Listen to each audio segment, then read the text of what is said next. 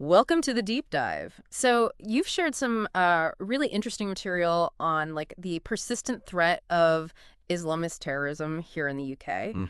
And our mission today really is to cut through it all and understand how a democracy like the UK tries to balance security and, well, freedom when facing this kind of challenge. Yeah, it's a massive undertaking. We're going to look at the timeline, Yeah. right, from the 90s, the al-Qaeda influence through to more recent stuff, key events, how the government's responded, the societal effects, the whole picture. Exactly. We're tracing that arc from, the early days, maybe the 1990s with Al-Qaeda's shadow, up to the impact of ISIS more recently. And the UK's response has been varied, hasn't it? Big policies, but also things happening right down to the community level. We need to unpack all of that. Okay, so let's dive in. Even before 9/11, which everyone remembers, your sources point out that the UK, especially London, was already kind of a hub, yeah, for international counterterrorism focus. That's right.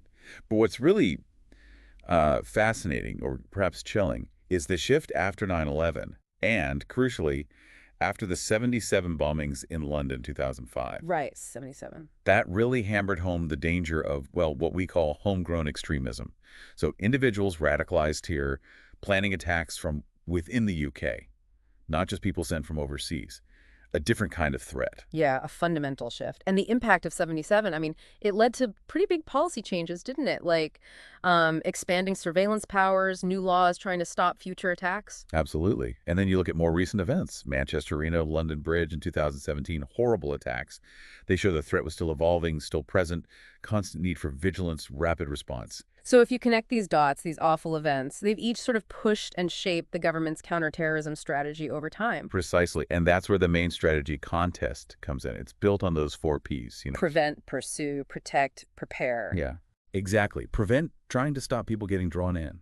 Pursue actively stopping attacks. Protect making targets harder. And prepare being ready if, God forbid, an attack happens, mitigating the impact. And contest, well, it wasn't just a policy paper, was it? It led to some serious legislation.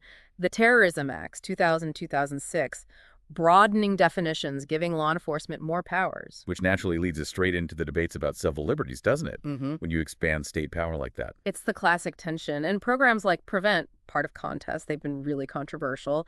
The idea is early intervention, stop radicalization before it takes root. But yeah, the sources highlight concerns from some communities, particularly Muslim communities, about feeling unfairly targeted or stigmatized by it. It's a very sensitive area. Which brings us squarely to the societal impact. Beyond the immediate victims, there's this wider effect, the risk of increased stigma, Yeah. Islamophobia. It's real. Definitely. But it's also crucial, and the materials mention this, to acknowledge the vital work happening within Muslim communities to actively challenge extremist ideas. It's not a monolithic picture at all. No, absolutely not. And that community level stuff seems key. You mentioned a human rights lawyer in the materials. Yes, emphasizing how important those local community-led initiatives are. Tackling radicalization from the ground up.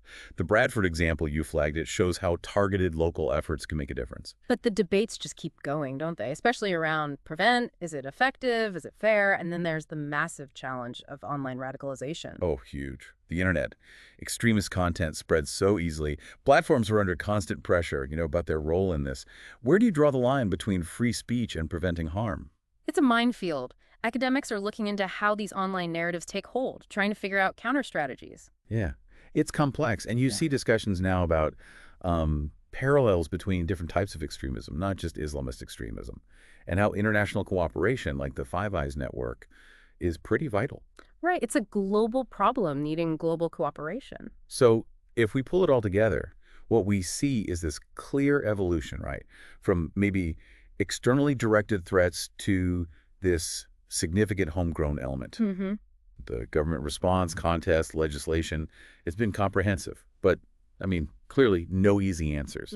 And the conversation around civil liberties, impact on communities, that's ongoing. It has to be in a democracy. Absolutely. So when you boil it all down, that core tension just keeps coming back, doesn't it? How Hmm. does a democracy keep its people safe without sacrificing the very freedoms it's supposed to protect? It's this constant, difficult balancing act. It really is. Finding that equilibrium, that's the perpetual challenge. Well, that's our deep dive for today. A lot to think about there. Next time, we're shifting focus a bit. We'll be looking into the rise of far-right extremism across Europe. So do join us for that.